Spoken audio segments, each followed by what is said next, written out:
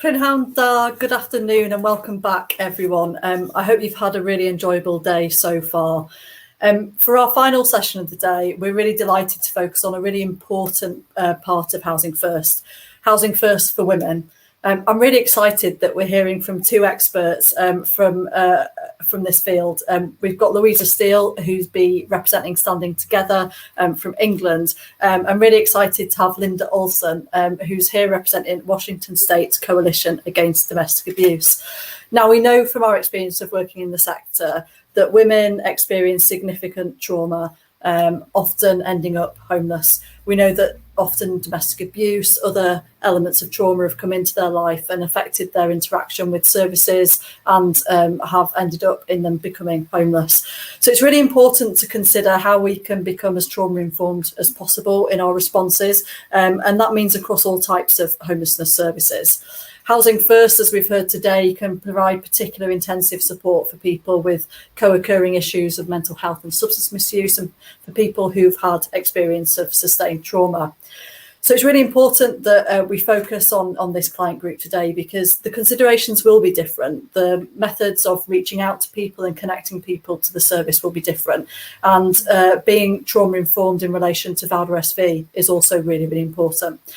We've set up a Housing First for Women subgroup off the Housing First network here in Wales, and it's been great to see so much engagement from both the Violence Against Women, Domestic Abuse and Sexual Violence specialist sector, and also from housing colleagues who want to play their part in this important model. So today's a fantastic opportunity to hear from Linda and Louisa about their work to deliver Housing First for Women, and some of the learning that we can take as we seek to expand this model here in Wales. So first up, I would like to welcome Linda, who's going to talk about her work on Housing First for Women in Washington State. Welcome, Linda. Thank you so much, Katie. And hello, everybody. It is so incredibly exciting to be broadcasting from the West Coast of the USA. It's a little early here, but I realize you're in your afternoon hours, last presentation. So thank you for joining us. My work with Housing First is rooted in a long history of my domestic violence work. About 35 years ago, I started in a rural shelter for domestic violence victims in a very rural area. And it has progressed from there. And one thing along the way in my shelter work and shelter advocacy that I heard from women was, we want a place to live. Why did we have to leave? We didn't do anything wrong. You get to go home. Why don't we? And I realized that while shelter was our first response and a life-saving response for many, many women, it was limited. And all too many of them returned to their abusive home and partner because there weren't options. So the rest of my work really, as I progressed, came back home to the West Coast and started doing more extensive shelter work and domestic violence housing work. I realized that we needed better options. Next, please. So as we think about Housing First in the USA, when it first started bubbling up in the late 1990s, and Seattle was a hot spot for it. And I remember being incredibly cynical. But at the same time, there were so many promising things coming out of this movement for us. And we really thought of it as a movement, and it recognized the decades of discriminatory and inequitable approaches to housing, certainly along racial and ethnic lines, but also with people as far as their challenges and abilities, if they were survivors, if they had mental health issues, if chemical abuse, if substance abuse was a problem. It was that much harder to get into housing. And so the cry became, housing is a right. And for many more of the people saying this, they were pushing back against service providers and funders. It's housing first, not housing ready. When I started doing this tap dance into more permanent solutions after shelter. I was working on transitional housing for survivors because so many people just were saying, you have to be ready in order to have housing. You have to be clean and sober in order to have housing. And the cry was no, we need housing stability first. So it's not a matter of being housing ready. And finally, as so many people who needed housing support in this way had a lot of needs, and we said supportive services as desired had to be their choice, kind of in sync with where they were and the sense of stability. So we also said housing first, not housing only. So in the beginning, for domestic violence, this was a far-fetched idea. And in our little corner of the world, we have a big foundation, the Bill and Melinda Gates Foundation, and they approached the coalition, the Washington State Coalition Against Domestic Violence, to test interest in the idea of housing first for DV survivors. There certainly was housing first that was starting to be used for families, certainly for single women, though definitely not enough. But what about domestic violence survivors? Next slide, please.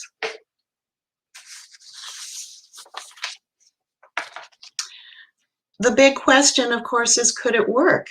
Safety. We had many providers who basically said, before we do anything with housing for a DV survivor, we have to know that they're completely safe. We have to know that there's a commitment to leave that abusive partner. And as anybody who works in the field of domestic abuse can realize, that's a process. It doesn't happen all at once. And sometimes there needs to be the options of a place to go and some economic stability. But what about abuse or sabotage? We know that that rages on. It won't end. Legal issues, trauma, housing discrimination. So many landlords won't lease to survivors. Adequate income, that can be something to put together. And in my field, a huge fear of, will this replace emergency shelter? I mean, we'd been working on this emergency shelter response. This has been our huge response for decades. Am I trying to phase out emergency shelter, our lifeblood? Next, please. So I was thrilled that the Washington State Coalition invited me to come on board with the organization to coordinate this investment. They were game. It was exciting. Again, many agencies cynical, but we eventually got 4 agencies, which eventually expanded to 13 agencies to test this. Each agency was given a nice investment from the Gates Foundation in order to provide both services and flexible financial assistance. And they included an evaluation component, which was a little light, but definitely something to start with. And then they looked to us to say, what should this look like?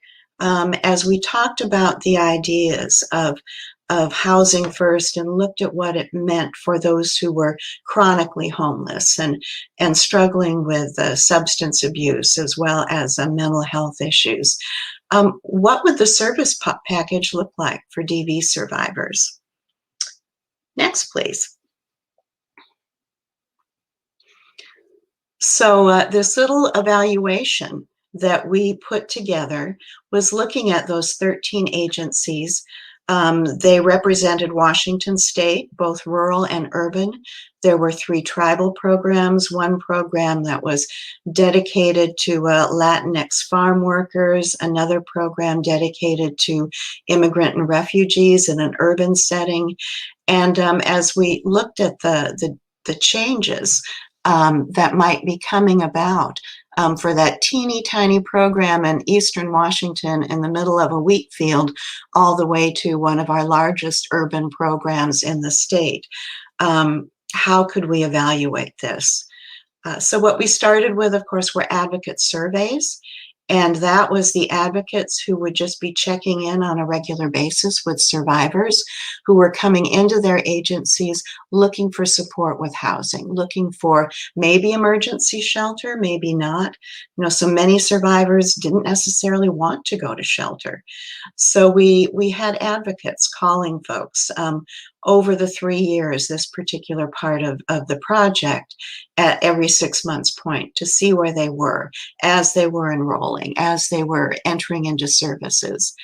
When we did our survivor focus groups with their interviews, we also distributed feedback surveys, anonymous surveys, so that survivors could get a sense of being able to give feedback without being in a focus group or even in a one-on-one interview. We had these surveys, and focus groups interpreted and translated a variety of different languages, definitely Spanish, as well as Mandarin, Tagalog, and other smaller representations in terms of languages. But we wanted to make sure that it was inclusive for as much of the population as we could. And we did focus groups with staff members. We wanted to hear from advocates how it worked. What was their feedback as we were rolling out this design of what is Housing First for survivors? And there was a lot of great information that they were able to provide that we tweaked along the way. We got together in cohort gatherings on a regular basis, again, doing peer learning and trying to figure out what was weak and what could be much stronger. There's a link here to the final evaluation if anyone is really interested and wants those numbers. I don't speak research, so I didn't necessarily include that here, but there's a lot of detail in the evaluation. It was basically including 681 survivors from about 10 of those 13 agencies. Yes, next slide, please. And one of the things that we actually did find out as a result of all of this feedback was that roughly half, almost half of survivors, if given the option and given support and money for security, preferred to stay in their own homes and communities. And that was a little bit of a revolutionary idea. As we thought about that, and certainly some pushback from others, but we kept going with what we were hearing from survivors. So the service model that evolved from this is this little puzzle piece that we've got here. Of course, survivor-driven and trauma-informed is part of our DV service model anyway, a real critical component of what we do no matter where we're doing it.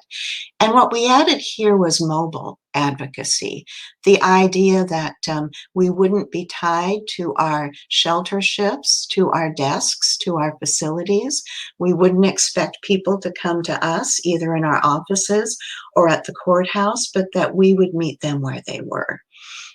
Flexible financial assistance was something that the Gates Foundation was pretty adamant about. They felt that financial assistance cash was something that survivors should have access to, and really everybody, in a way that they could determine on their own, or make decisions about their life that just needed a little bit of money in order to make that happen. And then community engagement was the piece that we tweaked a lot along the way, and we'll go on to that when we get there a little bit more in detail. And all of this was built on a platform of different sources of housing.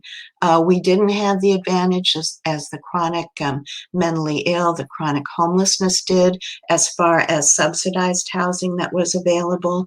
We had to go out and find the housing for survivors and with survivors. So we used every possible form of subsidized housing, as well as landlord engagement, but a lot of things went into advocates identifying housing. Next, please. A smidge more about our first pillar or component to our service model. and that is everything needs to be trauma-informed. You all are so aware of that in the work that you do. But we realized it wasn't just trauma-informed for the survivors, for people coming to us, but the agency had to have a trauma-informed culture. The agency needed to be aware that many of our staff are doing the work because of their own experiences, because they too have had trauma impacts. And so making capacity so that the staff could be well supported, could have ways to step back at times, to have the space that they need so that they could really open up and connect with survivors.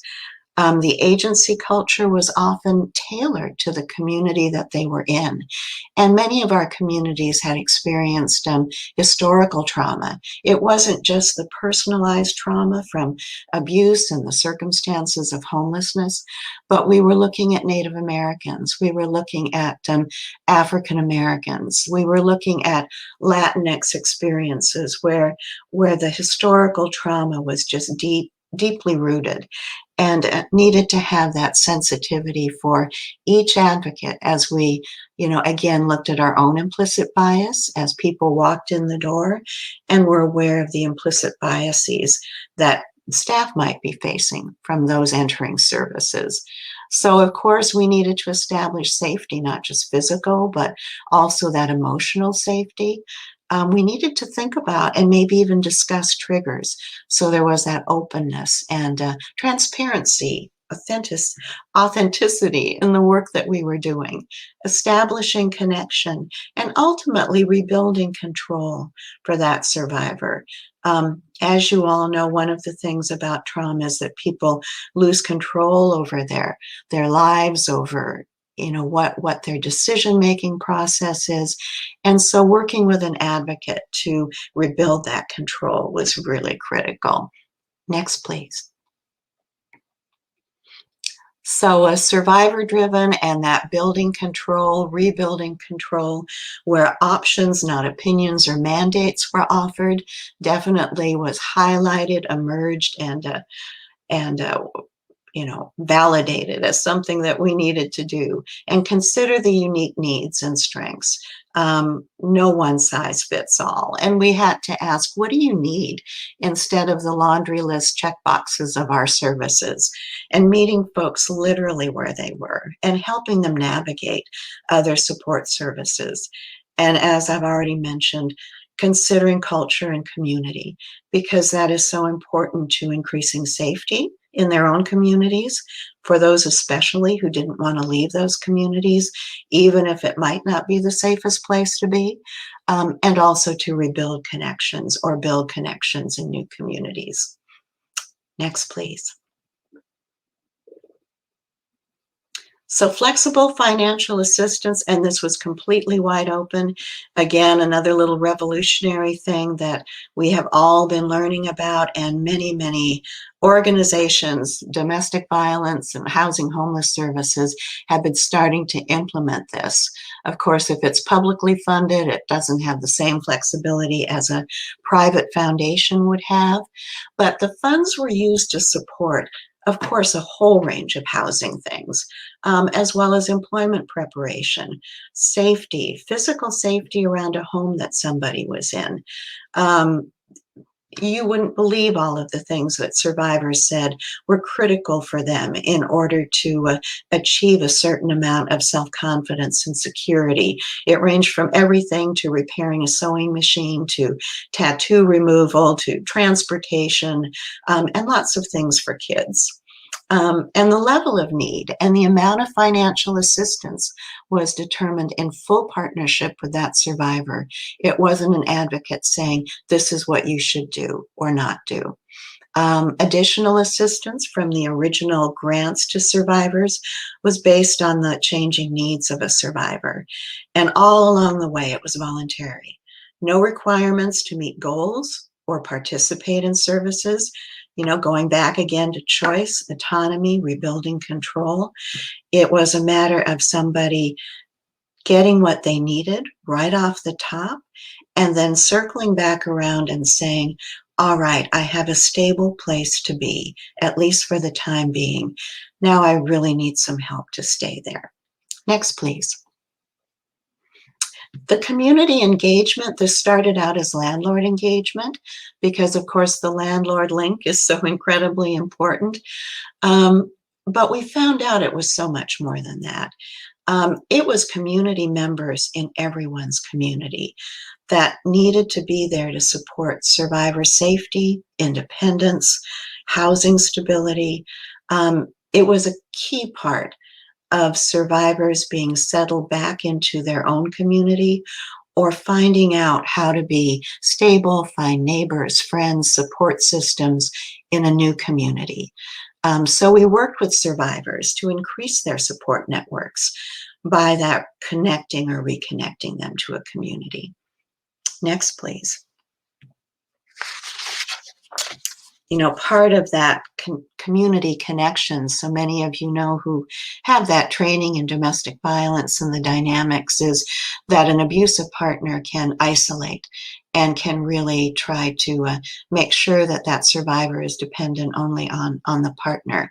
So rebuilding a social network was so important for longer term retention. That led to resilience and housing retention. And we found out that as we looked at people who potentially struggled with housing or lost their housing option, because of course we were interviewing and tracking everybody and there were some sad stories along the way, but we found out again that one of the key issues was isolation.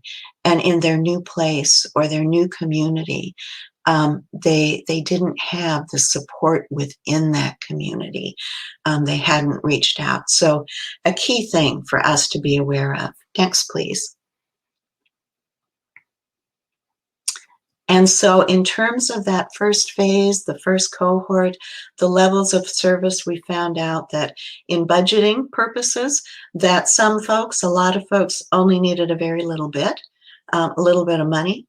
Maybe one or two conversations. There were another group of folks that needed quite a bit more, several months maybe, of some really intensive work. And then there was the higher investment, the funds and advocacy for a year or more.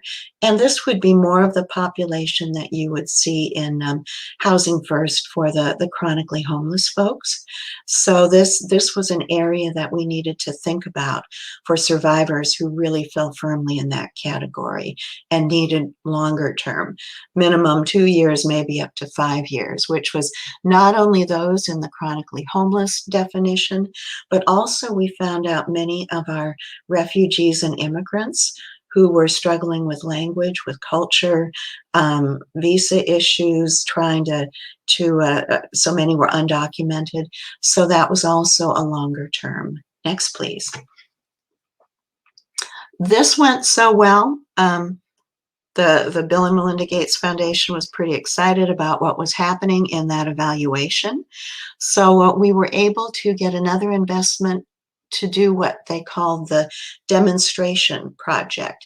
And we were looking with this investment also to attract research dollars. You know, let's just really do a rigorous research on this. So we started with 8 agencies here. A few of them had been part of the pilot. And as we moved along with the Bill and Melinda Gates Foundation, they continued to invest in flexible financial assistance, but really expected the agencies to use their own staffing resources to implement this model. And with that early investment from them, we were able to attract federal dollars to the tune of $2 million, which sounds like a lot. I know in the world of research, it's probably peanuts, but we were certainly excited.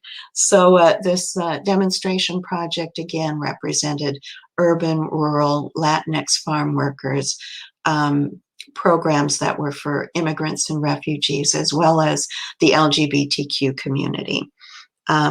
For the research, we had 5 sites out of the 8 demonstration project sites.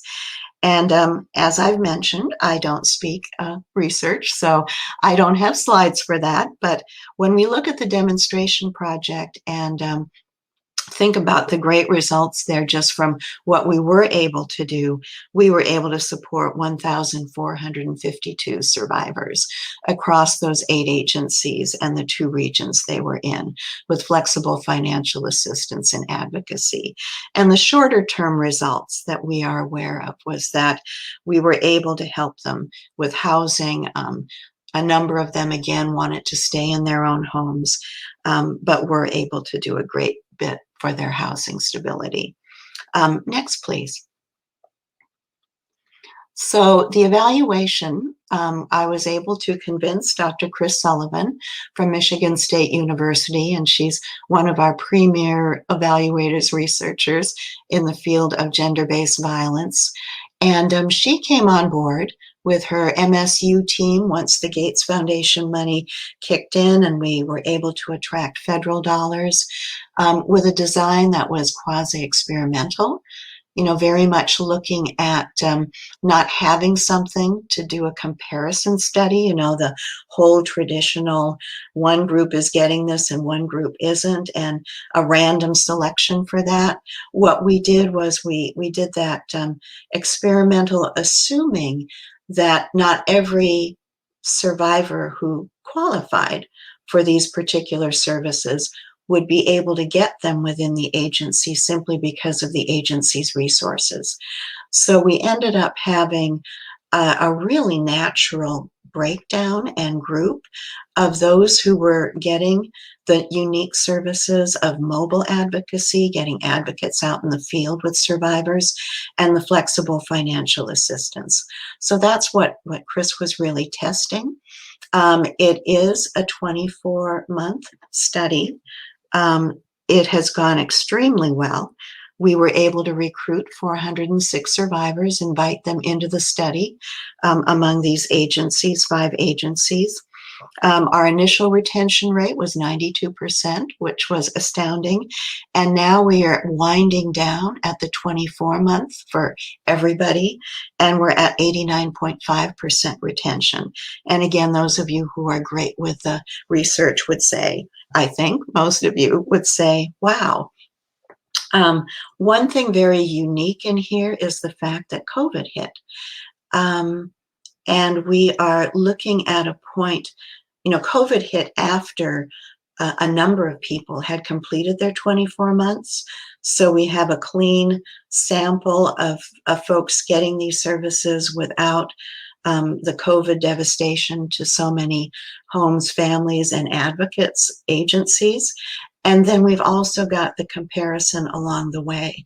And what we found out is that for those who had started the services pre-COVID, well, everybody had, there was a plateau. COVID brought a plateau of the improvements that we were seeing. I wish I were able to provide more exciting details about the study. It's looking good. We should have some great information very soon as we wind down the end of this month. We should have everybody interviewed, and the researchers will start doing that final analysis. Right now, they've just been doing it at point checkpoints. And unfortunately, I can't present any of that information because it has to be approved by the feds before I do that, even if I did speak research. So the closing slide, please. I hope I didn't go too much over. Anyway, I'm excited later on when there's opportunity to answer questions. And thank you so much for joining me on this. Oh, that was absolutely fantastic, Linda. I could have listened to you talk about that all day. And I think, so firstly, I just loved the revolution, almost the kind of slogans that you had, which we could all put on T-shirts and placards, and, housing is a right, and housing first, not housing ready, and the rest of it. I think, you gave a real insight into the kind of culture change that was necessary to help people to understand why a move to housing first was so important, and real fascinating insight into the use of, I think, what we would usually call personal budgets, but that flexible financial assistance and the importance of that. The stuff that you highlighted on the importance of trauma, not just for people using the service, but also for the staff who often come with their own lived experience. And then that stuff that you said about historical trauma, I think more pertinent than ever in the world today, as we try and understand how we can all do more in terms of, racism and becoming actively anti-racist, and trying to make sure that our services are as inclusive as possible and diverse as possible. So that was absolutely fantastic. There's already some questions coming in on the chat. I'm sure there'll be more. But if I could, before we go to the Q&A, if I could invite Louisa to come and share her presentation, and then we'll welcome back Linda after that. Welcome, Louisa. Hello. Hello, everyone. My name is Louisa Steele, and I work for Standing Together Against Domestic Abuse. I'm here today to talk about developing housing first for women experiencing violence against women and girls in Westminster. I am here, it's very much a partnership project. I'm here on behalf of our partners, Solace Women's Aid and the City of Westminster, who commission the service, and we're funded by the MHCLG. Okay, so just a little bit about Standing Together. So Standing Together is a second-tier organisation. We were founded 20 years ago with the ambition to eradicate domestic abuse by transforming the way organisations and individuals think about it. So we operate in various different settings, including health, housing, criminal justice, and communities. And we really work on ensuring a coordinated community response to domestic abuse, and by improving agencies' understanding and response to survivors and perpetrators, and getting those agencies working better together. So I work on the Housing First and Homelessness Project. We've coordinated the project since 2017, and the project works collaboratively with local authorities, homelessness support services, specialist women's services, and a range of other agencies to ensure that women experiencing homelessness, violence against women and girls, and other forms of multiple disadvantage have better access to safe accommodation and support that meets their needs. And the Housing First project is a key part of that kind of wide project. Okay, so why Housing First for women?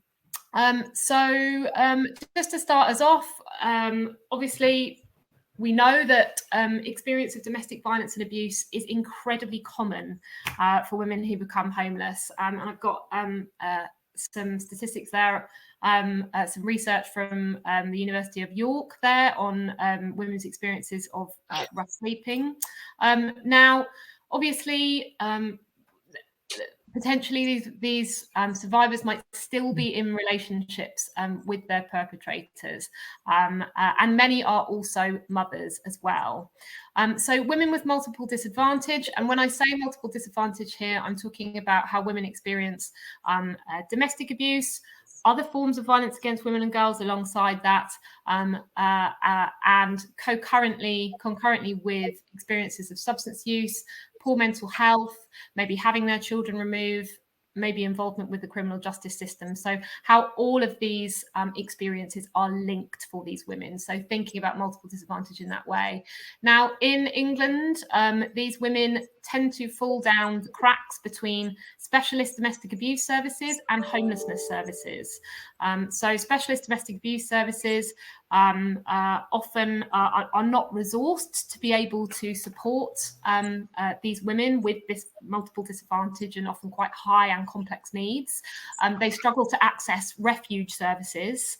At the same time, homelessness services are mainly designed around the needs of the mainstream. So that's designed around the needs of men, and women's needs are generally are often not met in those spaces. Not always, but it's an issue. So we're looking at a group of women who really do fall down the gap in between those. Potentially higher need.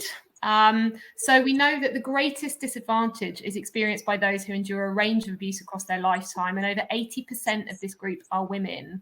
And just from looking at other evaluations of other Housing First services for women in England, the Threshold service, now Jigsaw, concluded that the women they worked with had higher needs than the average male Housing First cohort. So we can't conclude this is the case for all, but there is evidence to suggest it.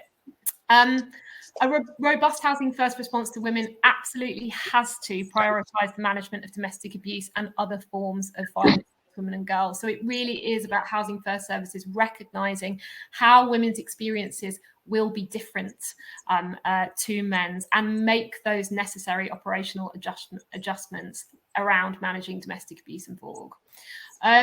Now, a little bit on the project. So this project is working with, I suppose, chronically homeless women in Westminster, which is a borough of London which has, I think, some of the highest rough sleeping rates in the country. It's commissioned by Westminster Council, funded by the MHCLG.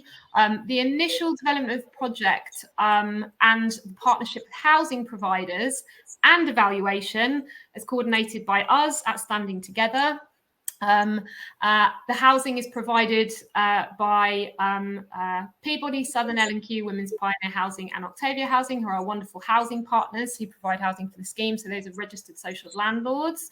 And at Standing Together, we do the housing coordination. So we maintain those relationships and monitor the nominations and lettings process. The support for the project is delivered by a specialist violence against women and girls provider, Solace Women's Aid. Solace operates in several local authority areas across London. They provide a range of support for survivors of domestic abuse and perpetrators as well. They do some perpetrator work. So it's fantastic to have them part of this. And as I say, it really is a partnership project. So in terms of referrals, the service started up. So Standing Together did the initial development of the service. So we really worked on doing housing first. So we built those relationships with housing providers, and then Solace came in. Now, service delivery commenced in August 2019, supporting only 11 women. So it started out, like all pilots, really tiny. It expanded capacity to 21 in September 2020. So the first cohort of 11 women were referred into the service by homelessness support services. So most of those women were sleeping at point of referral, and they were referred in by outreach teams. The second cohort looked a little bit different. I think this was because of COVID and the UK, the government's Everybody In initiative, where they moved a lot of people off the streets and into the hotels. So 2 women were sofa surfing, 2 women were living in temporary COVID hotel accommodation, and then the rest were referred in by supported accommodation or outreach teams in the borough. So that's where our referrals have come from. Now, in terms of the women, so all of the women have experienced homelessness, and we're talking chronic homelessness here. So have been rough sleeping or bouncing around supported accommodation, temporary accommodation for many years.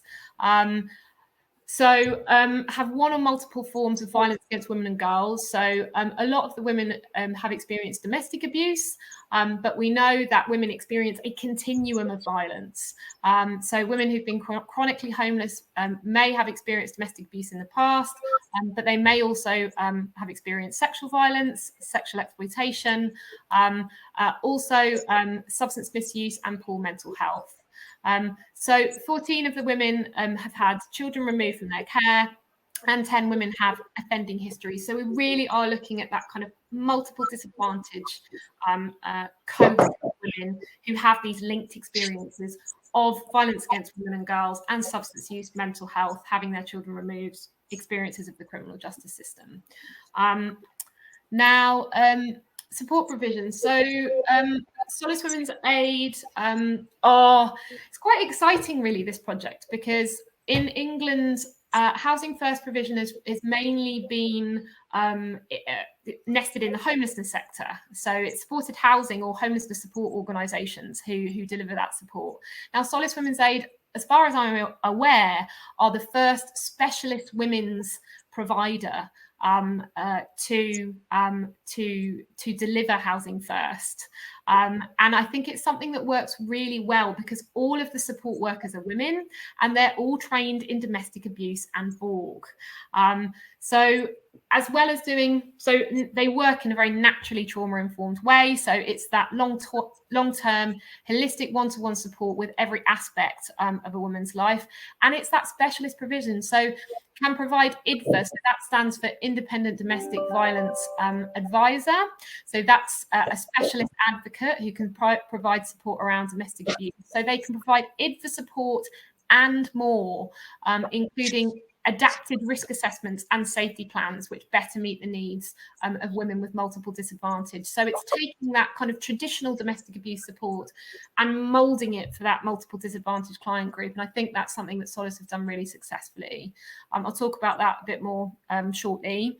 Obviously, all the practical support, partnership working. So the worker is a single point of contact for other agencies. Obviously, the project that worker needs to work with drug services, with mental health services, with the DWP to make sure that women's needs are being met.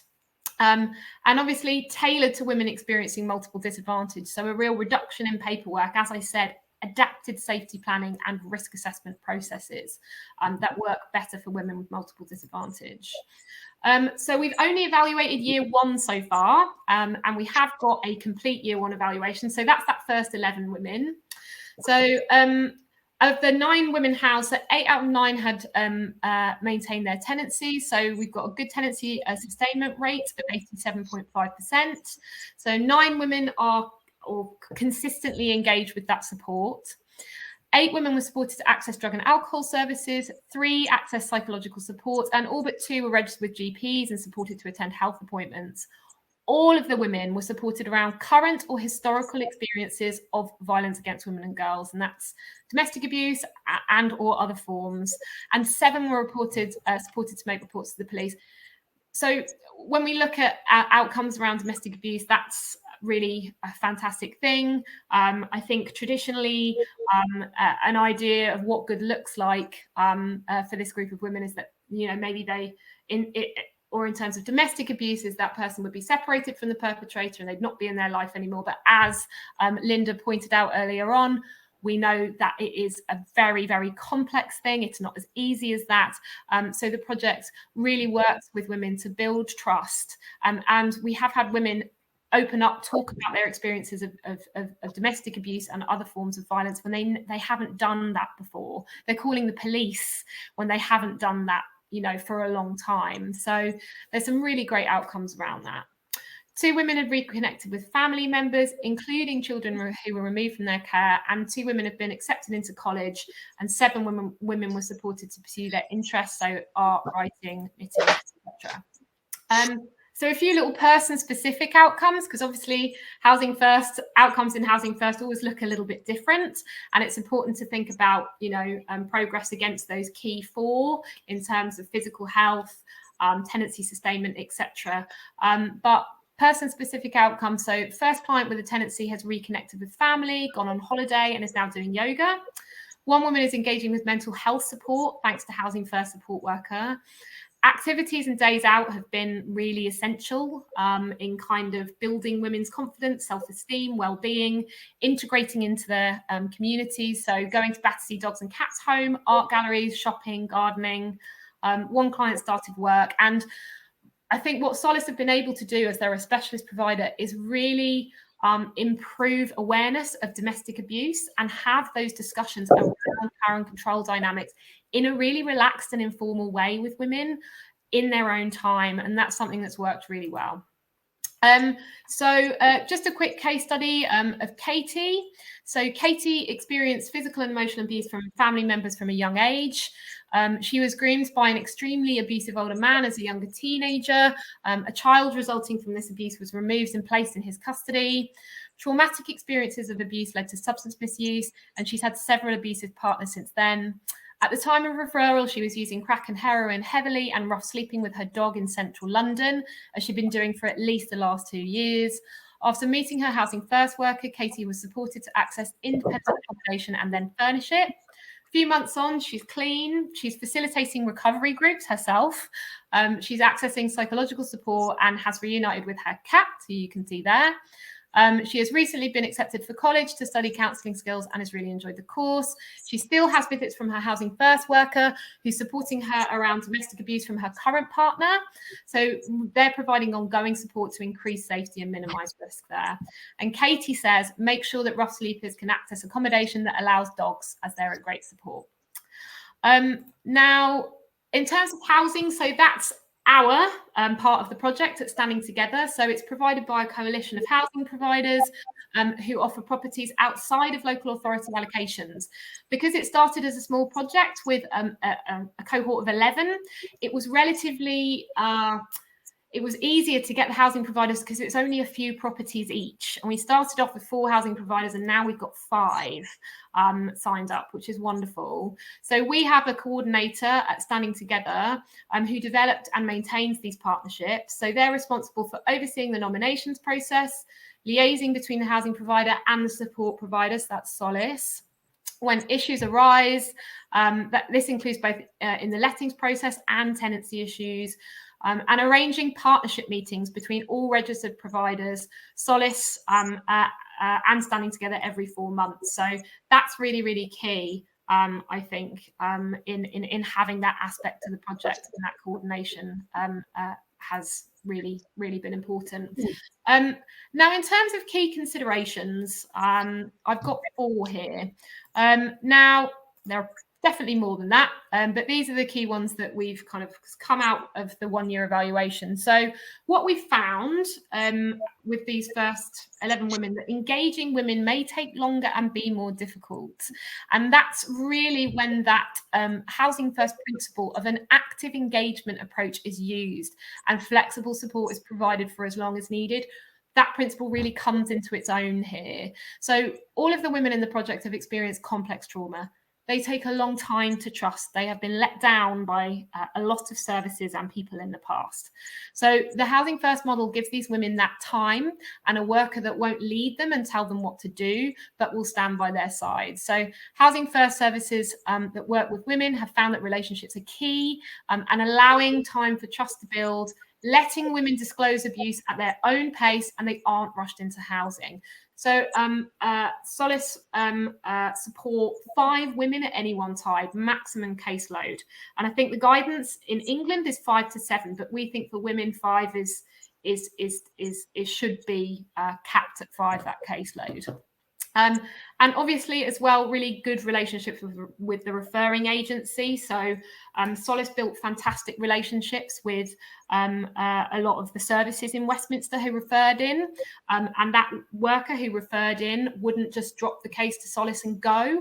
There was that handover, so that relationship of trust could be passed over, and not, leaving that woman there. So managing domestic abuse and violence against women and girls is obviously a key aspect of the project. It is one of the most important aspects, I think, of any Housing First service for women. And a key principle, Housing First principle here, that we work to is that individuals have choice and control. I think this is the principle that's most important for the women we support, who've had their choice and control taken from them by perpetrators and often the wider system meant to support them. The philosophy of Housing First gives this back to them, which is a very, very powerful thing. So teams with support from a specialist women's organisation and workers that understand the risks of violence against women and girls, and gendered experiences of women with multiple disadvantage. So for women that are still with their perpetrator, the workers can still work with them to maximise their safety and increase their independence within the context of that relationship.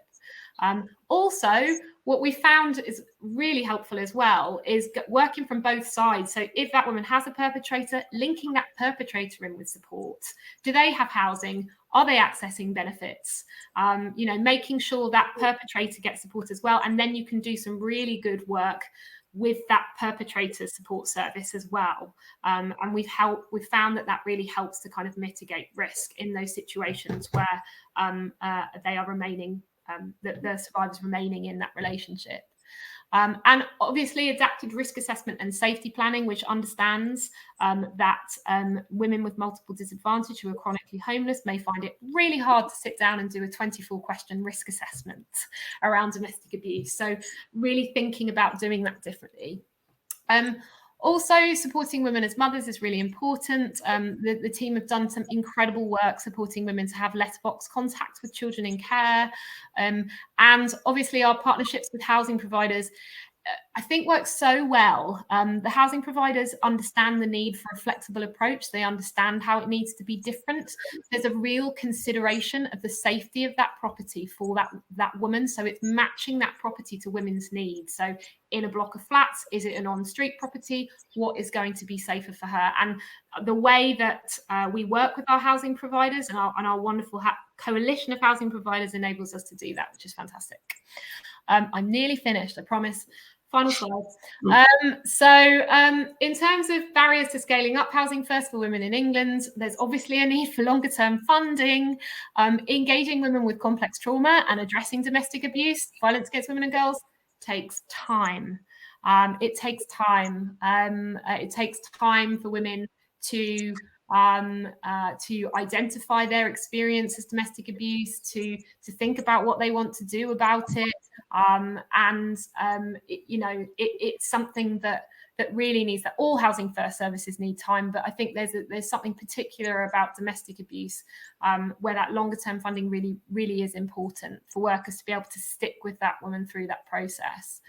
Women are hidden homeless. So the danger of focusing Housing First just for the visible rough sleeping cohort is that it will be mainly men. So I think Housing First services have a role to play in thinking about women who are hidden homeless, so sofa surfing in other informal, unsafe situations. Now, you'll say, yes, but this project is just for rough sleeping women. And it's true that the initial 11 were predominantly rough sleeping women. It changed in the second cohort, and we're actually going for a third cohort because we've got funding to expand again, and we are really looking at how we can get referrals from other organisations and think about targeting other organisations who might see those women who are a bit more hidden homeless, who aren't going to be visible on the streets. Housing First for Women, so a gender-informed approach needs to be integrated into mixed and generic services. Our service is wonderful. It is a women-only Housing First, but I think there is a real need to think about gender-informed support within mixed services as well. And obviously funding should take gender into account. A one-size-fits-all approach won't work for women. And I'm going to shut up. And that's my details, and also the details of my colleagues at Solace Women's Aid who deliver the support. Thanks very much.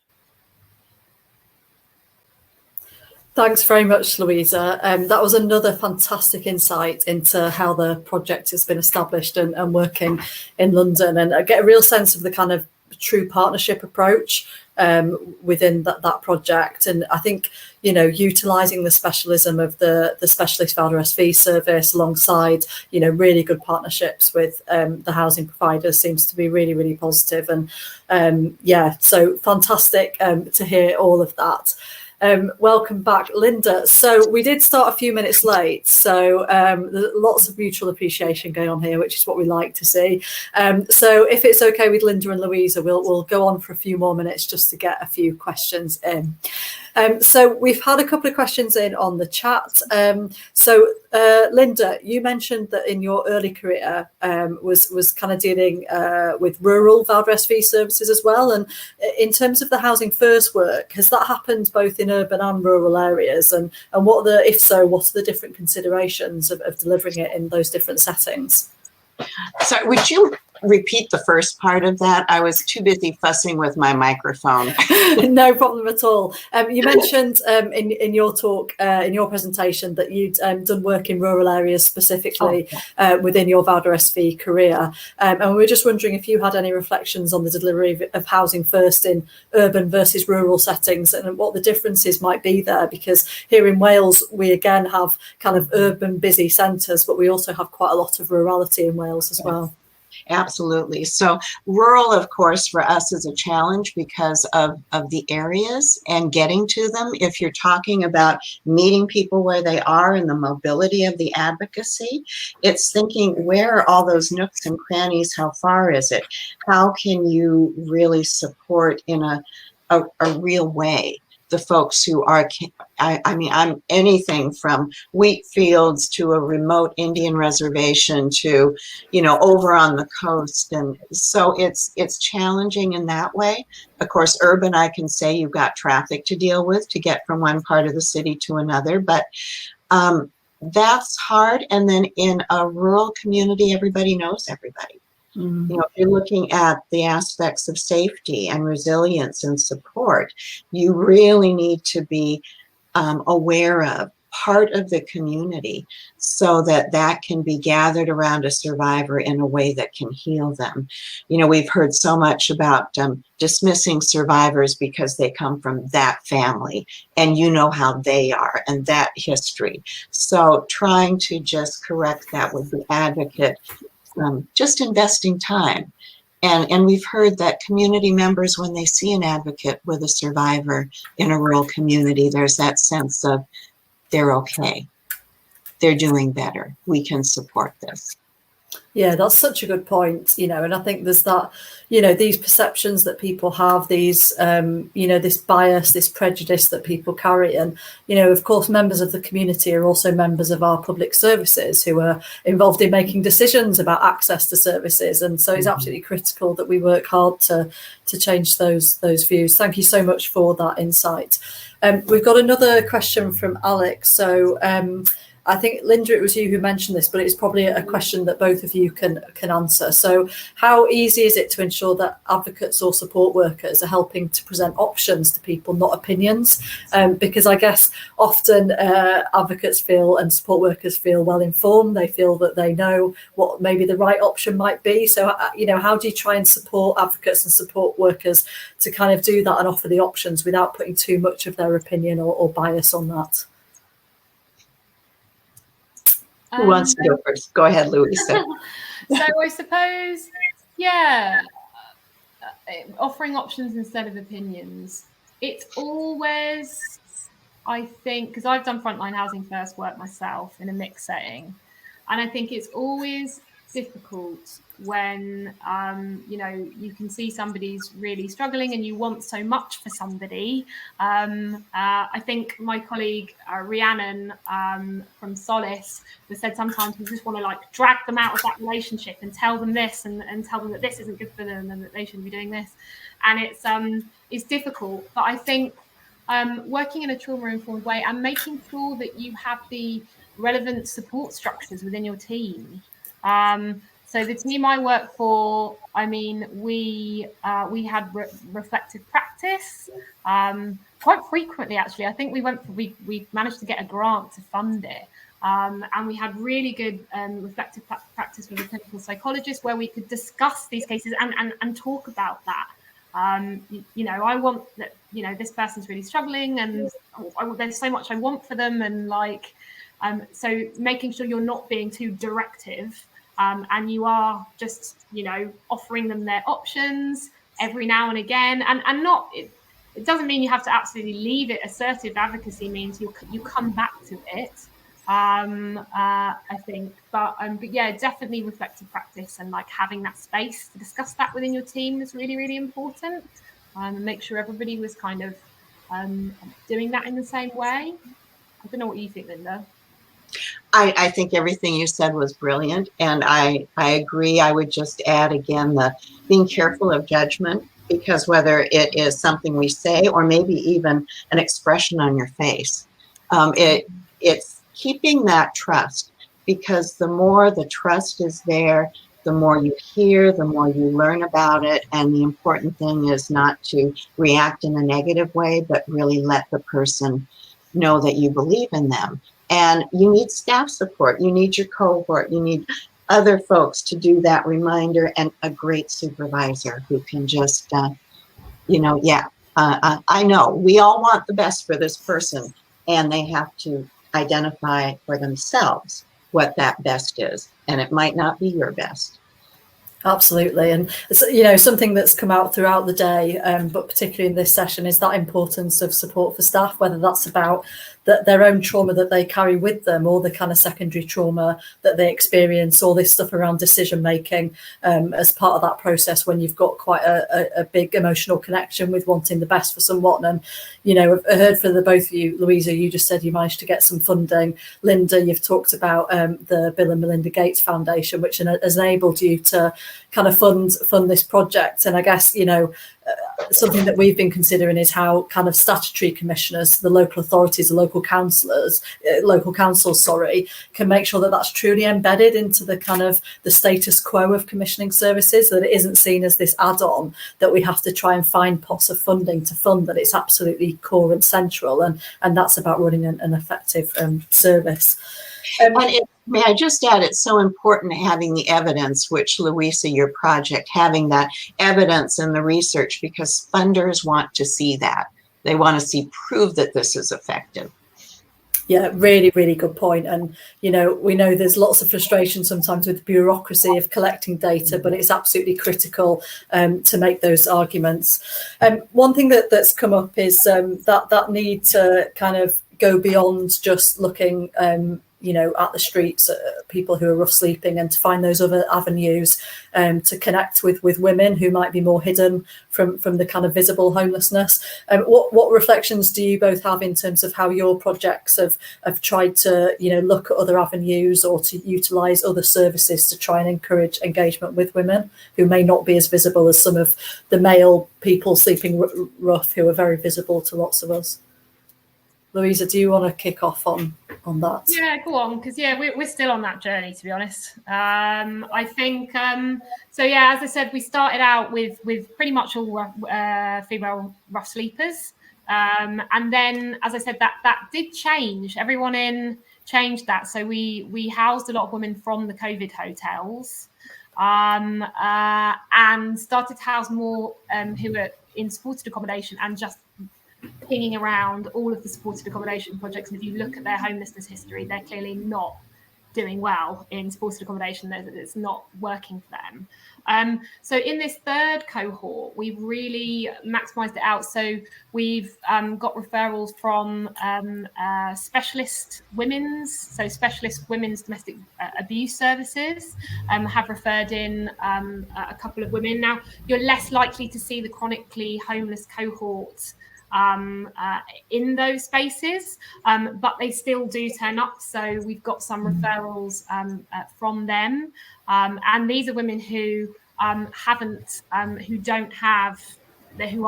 you know, verified rough sleepers, who haven't had contact with outreach teams, who have been hidden from services. So I think it's been about opening it up to other organisations, and not just the kind of through the homelessness pathways has been important, I think, and we're still on that journey, to be honest, and it's something that we're hoping we can open up those referrals a lot more in this third cohort that we're bringing in now. So yeah, work in progress. Thanks, Louisa. Linda, have you got any reflections on that? For us, because of course domestic violence advocates are not out looking for folks necessarily and don't have those connections, it's been really infiltrating the housing homeless services and those who do those outreach, the outreach work, the navigators, the tent encampments, not the visible folks a lot, but just they do that outreach, and it's just training. It is training, working with them, developing the partnerships. We, in our world, have not always done that particularly well, but in order to really reach women who are in danger from so many different types of abuse on the streets or often the rural areas, developing those partnerships, doing the DV training, saying we will respond to you when you call has just been key. Great, thank you.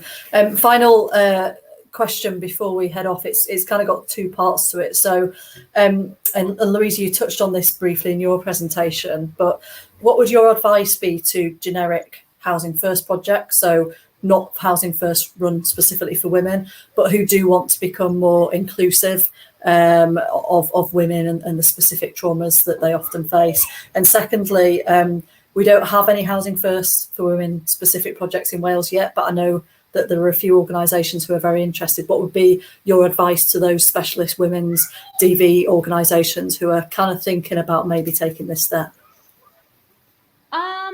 So I suppose I've worked in a mixed service myself, and I think one thing that is really essential is training for the whole team, and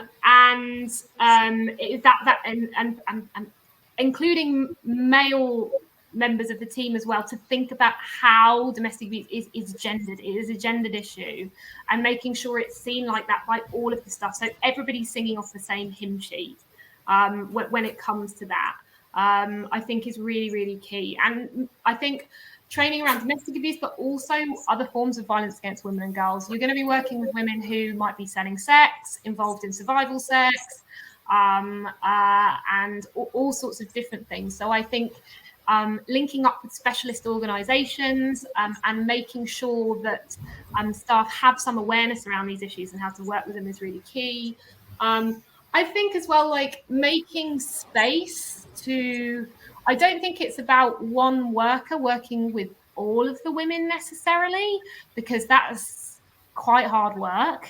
I think making space within your team meetings or your reflective practice to discuss, you obviously discuss them in case management and stuff, but making space to discuss that and discuss the gendered aspects of the abuse that they're experiencing, I think is really important as a team, is really key. I think just making sure everyone's on the same page. And the second, and then I suppose, thinking about, you know what you're doing in terms of risk assessment, and referring to multi-agency risk assessment conferences and things like that. And just making good links with your local specialist domestic abuse services and your local specialist women's services is also really, really key. I always say make a friend in make a good friend in all the services, and then see if they want to come to your team meeting and hang out is a good way of doing it. And in terms of what I say for specialist women's services, who are thinking about potentially moving into Housing First for Women, I suppose speak to the other projects. There are a few in England. Linda will probably have something to say about this as well. But speak to other Women's Housing First projects about how they've done it, even if they're not specialist women's providers. I think you've got to have, as Linda was saying, actually, you've got to have good links with your housing and your homelessness people in your area. Like, you've got to have good links. Solace, when the project started, they had really good links with the street outreach teams in Westminster, and that remains, and that's something that's been so important in terms of skill sharing between the two, because specialist domestic abuse work, specialist women's work, and homelessness work is kind of different, and kind of different attitudes and kind of positive risk taking versus risk aversity, and like how you kind of sit in the middle with that. So I think skill sharing is like super, super, super key. So yeah, getting all those different things on board. Thanks, Louisa. Linda, sorry, I feel like letting Louisa go first. I have nothing to add. Great.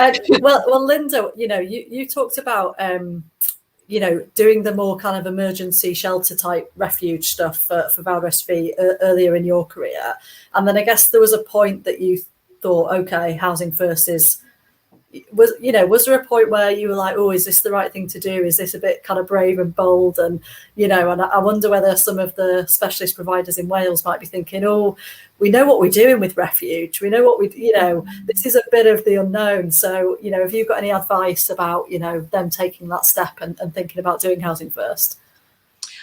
Just basically, they really need to think it through, because it is a huge step. And one of the things we actually have on our webpage, if anyone wants to go there, is what are the things that you need to do to prepare your agency or to explore if you wanted to do this. And it just starts with the culture of the agency, the conversations, the sense of what is it we want to do and have capacity and community support to do. It's a process. and it's exciting. Brilliant. Well, I mean, I think that's a great kind of end to the conference. It's exciting. The things that we can do with Housing First, the things that we can do specifically with Housing First for Women. You two have been absolutely brilliant. What a fantastic session to finish off our conference. Thank you again so much for making time out of your busy schedules to come and share your expertise. It has been an absolute pleasure having you here as part of our programme. It's been lovely to meet you. It's been great to hear your insights and your expertise. I hope you have a lovely rest of the day. Linda, you've got a full day ahead of you now over there in Washington State. But just thank you so much, Diolch yn fawr iawn, for your time here today. Brilliant, thank you. To everyone else, I just want to say a big thank you for joining us today for the conference. I think we've heard from an awful lot of people, from the Minister, who restated her commitment to ending homelessness in Wales and moving us towards rapid rehousing with Housing First at the heart. Hearing from Kath and Yvonne and Alex about the process of going through the accreditation, I hope that's piqued a few people's interest in going through that accreditation with your projects. We've heard from England and Scotland, very different political contexts that they operate in, how they're pushing forward with Housing First up in Scotland at scale, with the data collection they're doing to evidence that, and in England where there's a more local or regional element to delivering and planning Housing First. We've heard from how Housing First is being delivered across Europe and the things that we can learn there, from Francesca. We've heard from Greater Manchester, from Martine, Adam and Jill, about how they're working together in true partnership right from the start of that project to make sure that the people using that Housing First service have timely access to mental health and substance misuse support. And I think there's loads of stuff that we can try and learn from that and embed here in Wales. We've of course heard from Simon and Carl about the rapid rehousing and transformation agenda and where Housing First sits in there. Thank you so much for your engagement with that session and your questions and comments. And just now we've had a fantastic Housing First for Women session with Linda and Louisa. I'd like to first of all say a big thank you to our speakers. You've all been utterly fantastic. I'm sure if people were here in person, they'd be giving you a massive round of applause. I'd also like to say a big thank you to Wales and West Housing, who were our sponsor for today. As I described at the start of today, they've been long-standing supporters of things like supported accommodation. They've done significant work in reducing evictions into homelessness, and are proudly involved in a number of Housing First projects. We'll be sending out some feedback forms following this conference. We'd be really grateful if you could fill them out, because that's how we know how to make these events better and meet the needs of you. And we'll also send you links to recordings of the sessions once we've managed to upload them, and we'll send you links to the materials that we've shared throughout today. Finally, I'd like to say a big thank you to my team at Cumorth. They're a small team, but they punch well and truly above their weight. They've worked really, really hard to put today together. So I'm really, really grateful. And a special shout out to Gwyn, who's our events lead, who has been the tech man behind the scenes, who has made today work as smoothly as it has. Thank you so much, Gwyn, for all of your hard work in putting today together. I've had a brilliant day. I hope you've had a brilliant day.